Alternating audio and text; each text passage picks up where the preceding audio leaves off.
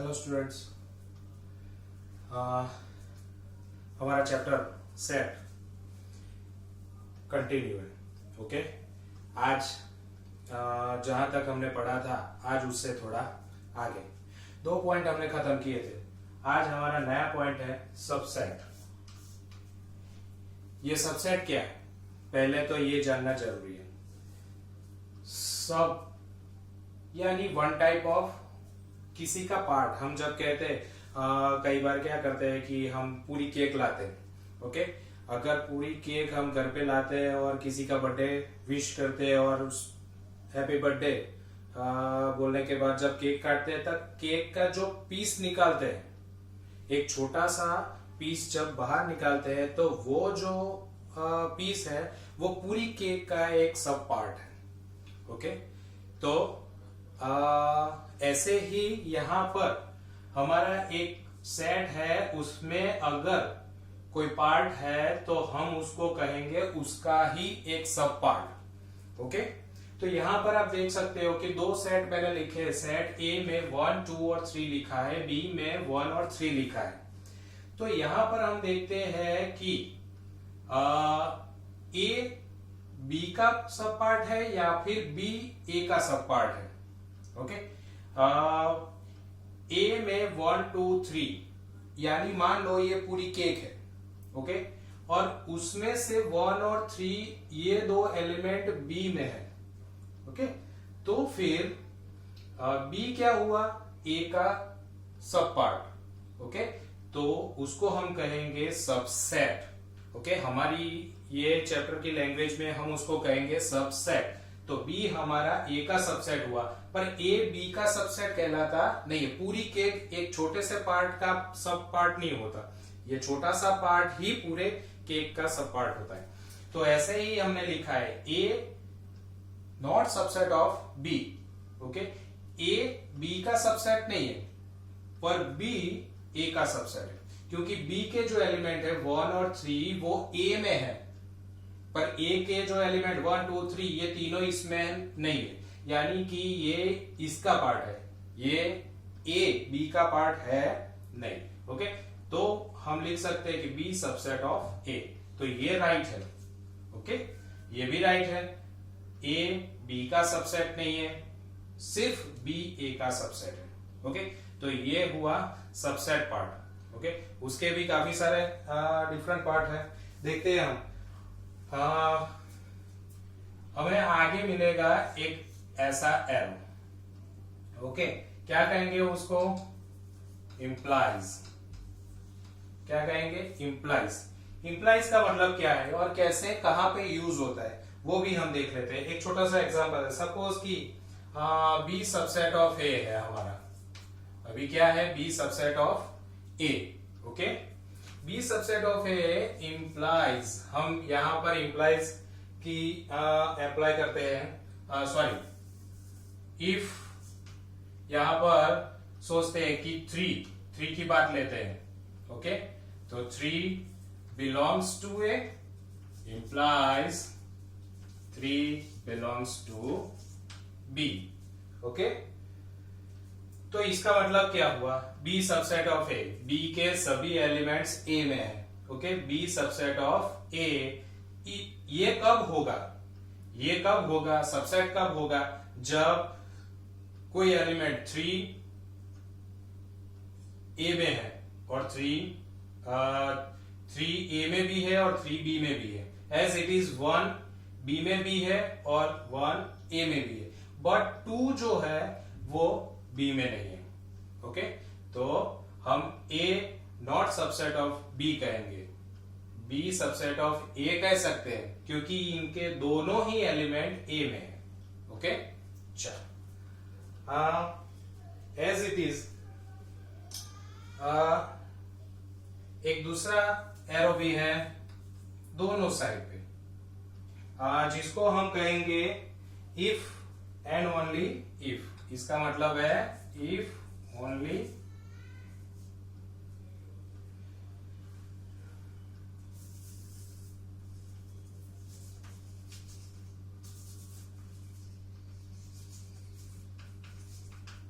if and only if. Okay, ये generally हम आगे जाके यूज करने वाले हैं। ओके,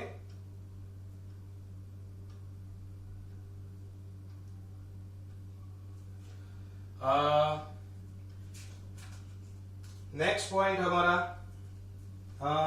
एक आता है इसी में ही,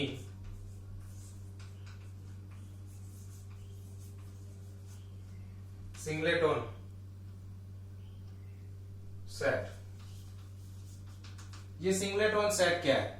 ओके, सिंगलेटन सेट मीन्स अगर मैंने कोई सेट लिखा है और उसमें सिर्फ एक ही एलिमेंट है, सिंगल एलिमेंट। ओके, उसमें दूसरा कोई भी हो सकता है। बी अगर सेट लिया तो अगर 0 है पर एक ही एलिमेंट है, कोई भी सेट में अगर एक ही एलिमेंट है तो उसको हम क्या कहेंगे?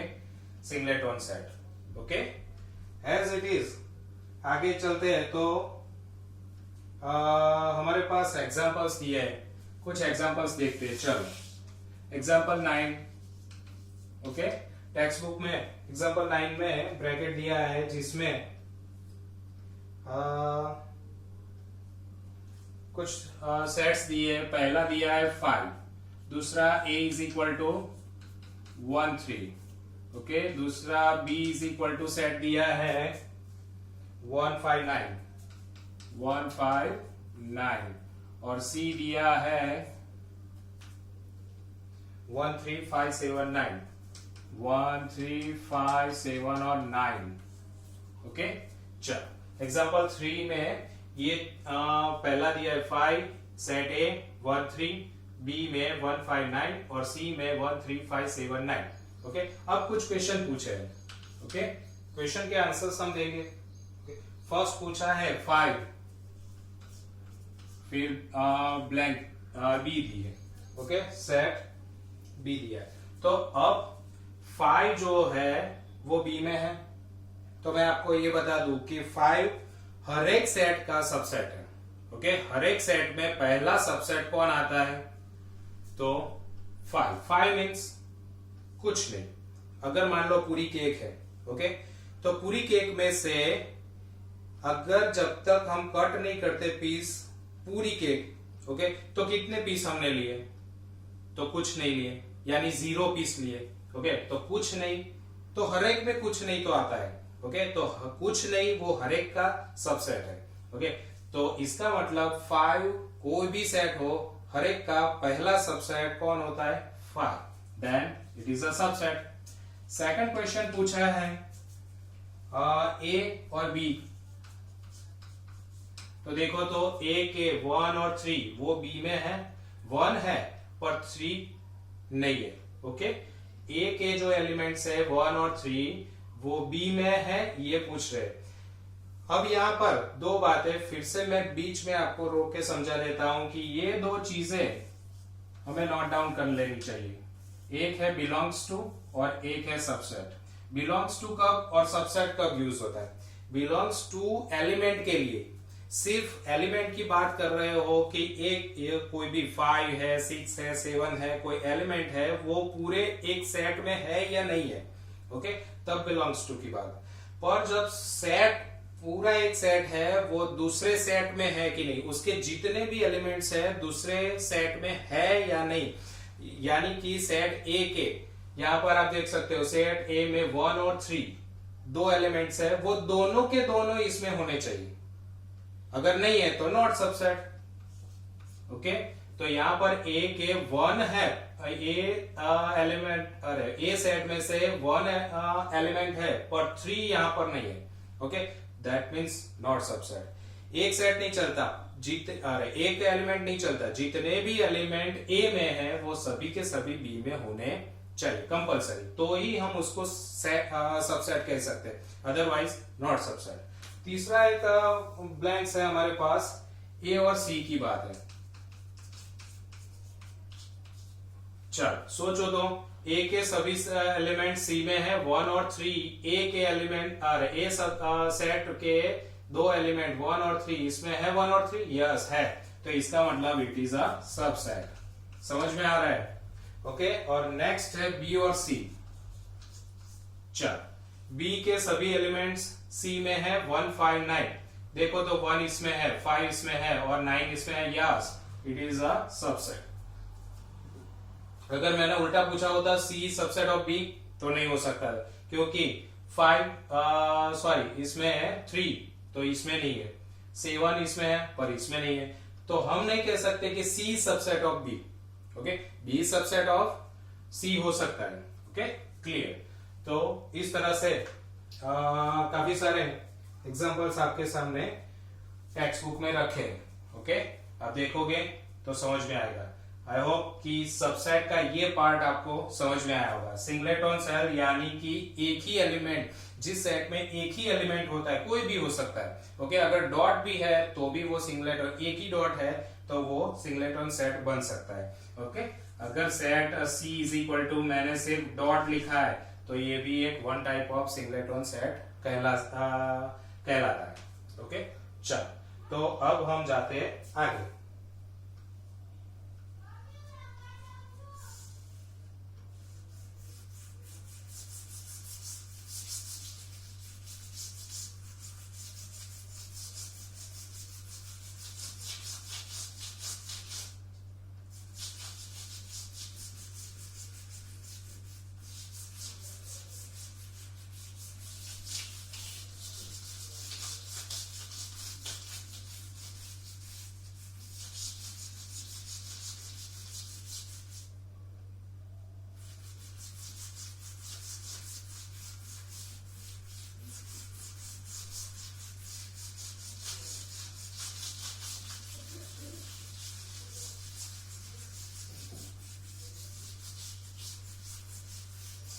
चलो, नेक्स्ट पॉइंट है subset of set of real numbers.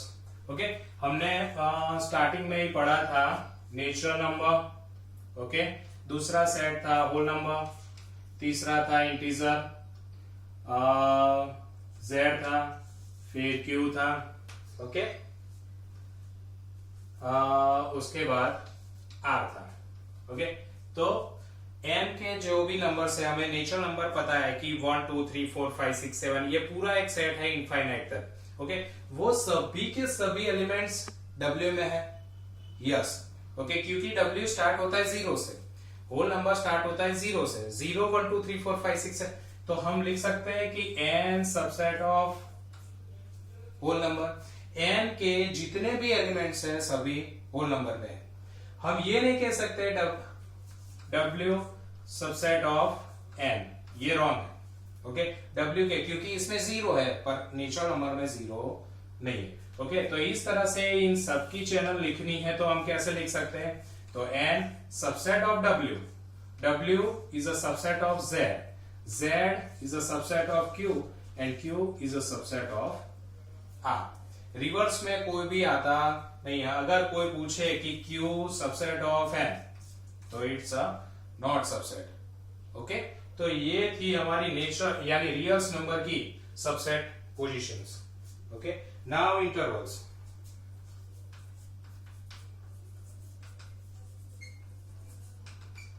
Intervals समझ लेते हैं। ओके, आपकी बुक में बेस्ट तरीके से उसको फिगर के साथ दिया है। ओके,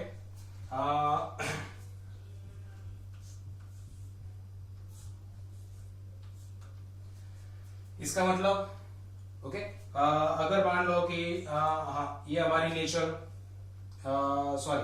नंबर लाइंस है। ओके, नंबर लाइंस पे मैं अगर यहाँ पे 4 लिख रहा हूं और यहाँ पे 7 लिख रहा हूं, अगर ये मैंने जगह छोड़ी है, ओके, फिल नहीं की है, तो इसका मतलब कि यहाँ पे ये जो लाइन है इन बिटवीन, ये पोजीशन जो है यहां से यहां तक की, ओके, इन बिटवीन की पोजीशन हमें जाननी है। तो 4 और 7 के बीच में हमारा सेट जो बनेगा वो 4 और 7 के बीच में बनेगा, यानी 5 6। ओके, ये दो ही बनेंगे। अगर मान लो कि मैंने फिगर में ऐसा कुछ ड्रॉ कर दिया है, ओके, इसको फिल कर देता हूं मैं, और 4 और 7, ओके, तो इसका सेट कैसे बनेगा? तो 4 आएगा, 5 आएगा और 6। ओके, पर इसको लिखा कैसे जाता है? Okay, set A is equal to, इसको इंटरवल में लिखा जाता है, यानी उसके ब्रैकेट चेंज होते हैं। जहां पे ये दोनों फिल नहीं है तो 5 और 6 लिखा जाता है। ओके, यानी कि ये कंप्लीट नहीं है 5 और 6। ओके, सॉरी 4 और 7। ओके, तो ये इनकम्प्लीट है, इनकम्प्लीट सेट का। यहां पर फोर्स कंप्लीट है, इसलिए b is equal to big bracket लिखा जाता है 4 और यहाँ पे 7 स्मॉल ब्रैकेट लिखा जाता है। फिर तीसरी एक फिगर है जहां पे दोनों फिल किए 4 और 7, तो इसका अगर सेट लिखना है तो c इज इक्वल टू दोनों ही बिग ब्रैकेट आएगा। ओके, और चौथी एक फिगर है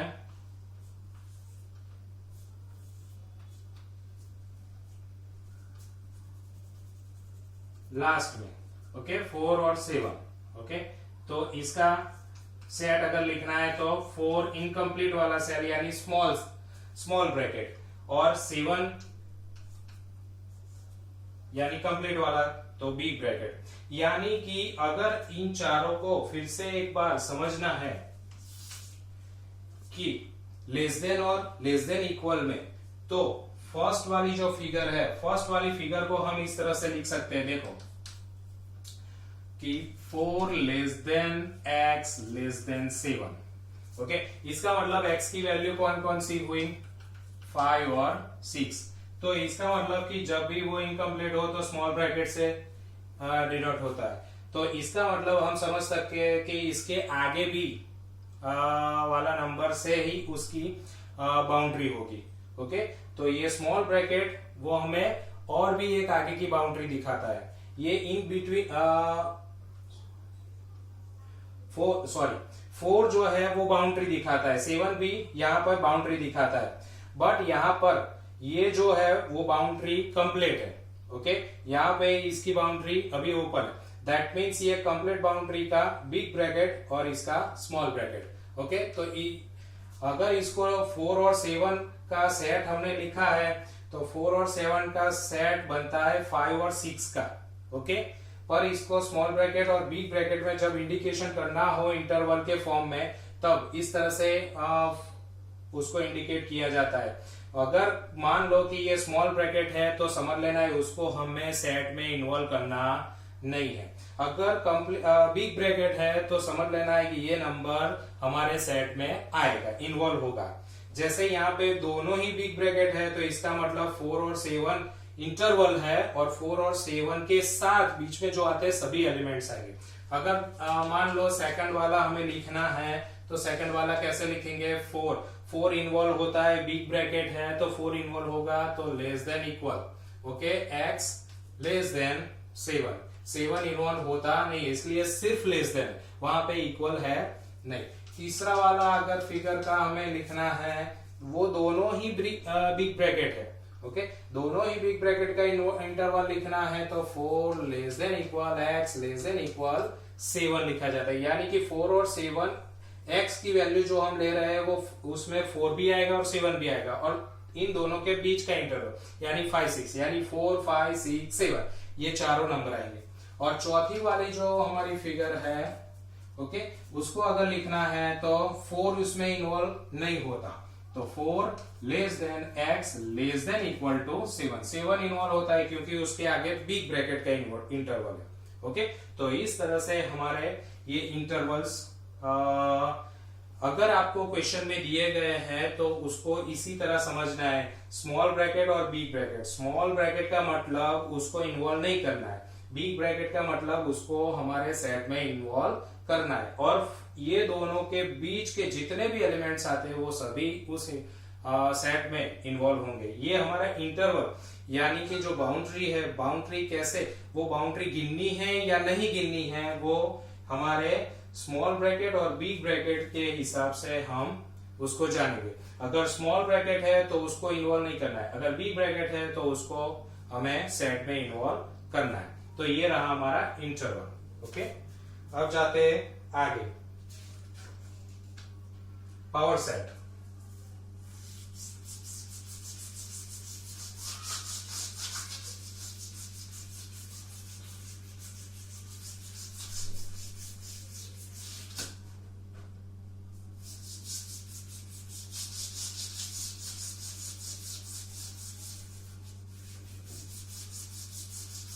अब ये पावर सेट क्या है वो हम समझ लेते हैं।